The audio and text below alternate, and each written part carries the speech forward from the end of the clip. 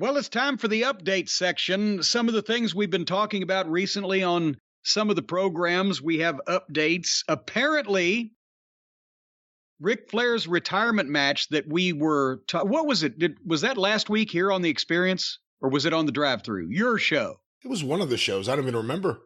They blur together now, folks. Just listen to them all on a continuous loop, and it'll drive you slowly and utterly mad. But Flair had been putting out some video. He's been working out in the ring with Jay Lethal, and then they announced that he was going to come back for one final match. And at the time, that was the announcement, and we were pondering who could promote this, where would it be, what is he thinking?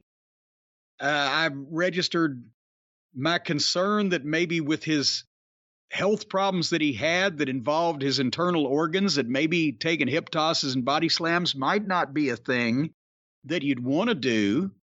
Even it should do, even if you want to do it. As I mentioned, I'd love to go out and take a couple of bumps sometime one of these days, like I used to, but I wouldn't love the aftermath from between 2 weeks and 6 months of recuperation. So anyway, that's what we knew then.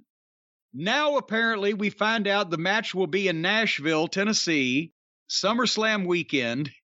It's being promoted under the blazing banner of Jim Crockett Promotions. I know many people are saying, how can this be? Because not only have they been out of business for 34 years, but also Jim Crockett is dead.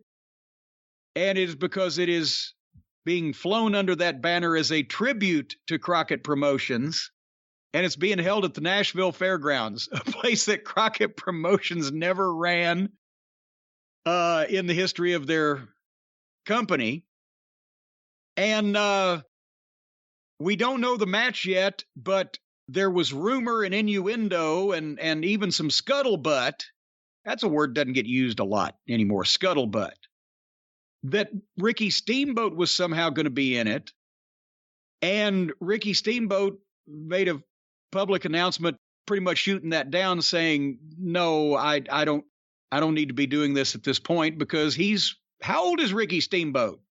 And he had a health issue the last time he worked for WWE, didn't he? 10 years ago? That's why he had to stop his comeback when he made that comeback. Well, yeah, it was something with bleeding on the brain or something of that nature? Something of that nature. I'm not sure. Do you have his medical files, Dr. Lax? I can see what I can find out over Look here. up a Richard Blood. See if he had his colonoscopy on time while you're at it. So Steamboat has said, and I'm sure if Ricky felt like, and I think the reason he gave, I read the statement, and basically the reason he gave was he couldn't be who people would expect Ricky Steamboat to be. I mean, you look at Ricky, and I mean, my God, he looks fantastic physically for his age, whatever his age may be. It's close to Flair's. And he's always been in fantastic shape, and he's taken care of himself, and he wasn't one of the guys that put a lot of out-of-the-ring miles on his body. But there comes a time, it came with Muhammad Ali, it comes with everybody, where you can't do it anymore to the standard that you used to. We mentioned, when we were talking about this originally, from watching Flair work out with Jay Lethal, if he was any civilian, then he's fantastic of any age. And for anybody 70-something years old, he's fantastic. But it ain't Ric Flair, and it can't possibly scientifically be. And I just worry, like I said, and people got on me, well, hey, you didn't say anything about Ricky Morton. Yeah, I did say something about Ricky Morton. I said, I don't see how he's still doing that shit either, but he's never had a major illness or a major injury. He's had torn muscles. He's had all the injuries that wrestlers used to have, and I'm sure that over a period of time, the cumulative effect is, if you examined him or any 60-something-year-old ex-wrestler, you'd find a lot wrong with him, but he's never been on the brink of fucking death. And I still shudder and get goosebumps every once in a while when I see some of these. And Lawler, who has actually not only been to the brink of death, but past that and died and came back.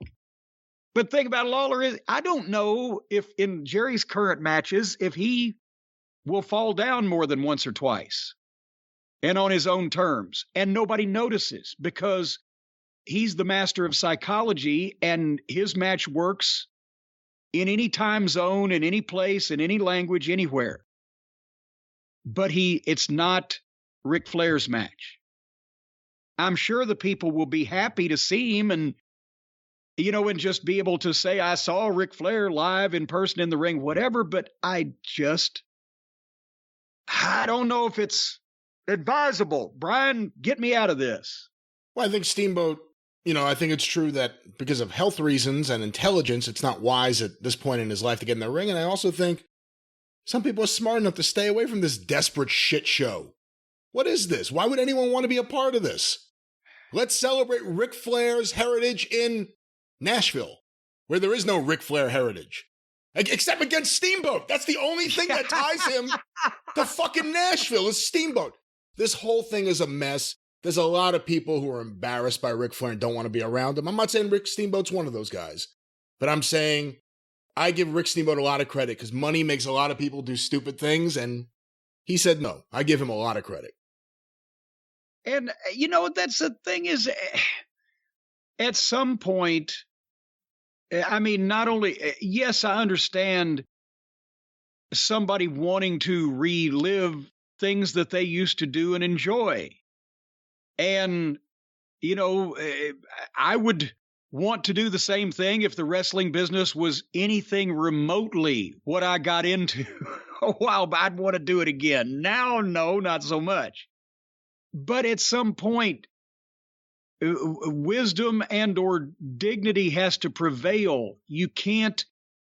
It was W.C. Fields. I don't know. Do you know this, Brian, that W.C. Fields, before his career as a movie comedian in the 30s, in the early 1900s, 19aughts and teens, was the biggest star on Broadway? I did not know that, no. He was the headlining act for the Ziegfeld Follies and for the, who did the Scandals? What was the promoter of the Scandals? Something White. Regardless, he did all the big Broadway shows. He toured Europe. He was the most famous and most talented comedy juggler in show business. W.C. Fields. That was his first career in show business. And he made a fortune for the time, and he was in all the newspapers. But by the time that he got a movie career, he made a few silent movies, but they didn't really translate. And part of the reason was that people enjoyed his witticisms when he was comedically fucking up his juggling. He was the best juggler in the world, which is why he could fuck it up and make it funny and still do it right. And he would make the funniest sides. Finally, when he got to the movies, point of this story, he was already in his 50s. He'd been an alcoholic. And as a result, he had lost his reflexes. So you see very little of W.C. Fields juggling in the movies because of that. He was past his prime. He had been an alcoholic. He had lost his physical skills, and time waits for nobody. So he had a second career that's what caused him to be worldwide known. But his biggest career relied on his physical capabilities that he had lost with age and infirmity. And it's the same thing with everybody in every sport or every physically taxing, demanding entertainment. And it just, to me, sometimes it's wonderful when you see a guy on the news that's 86 years old and he ran the marathon. He took him 7 days to finish, but he finished it, right? But he wasn't the fastest human being in the world 50 years ago. So I guess that's all I've got to say about it. It makes me uncomfortable. The whole thing's a shit show. Desperate people do desperate things. Well, God dang it. Nashville Nashville makes people do strange things. We haven't even talked about why Ric Flair had to go away. All of a sudden, this isn't just like his last match. His comeback, he had to go away. We haven't even talked about that. So, I mean, that's another part of the story. But there's the thing. That's why he's having a comeback. Because we didn't miss him till he went away. He went away. We missed him. The guy had to go away for a story coming out about him cornering and confronting a flight attendant with his penis. And then other stories came out. He had to go away, and now he's having a comeback show promoted by some guy that got arrested for domestic violence. What the fuck is this? Well, Jesus. The dirtbags of wrestling. Jesus is involved too? What a... All right. Ric Flair comeback. Give me a break.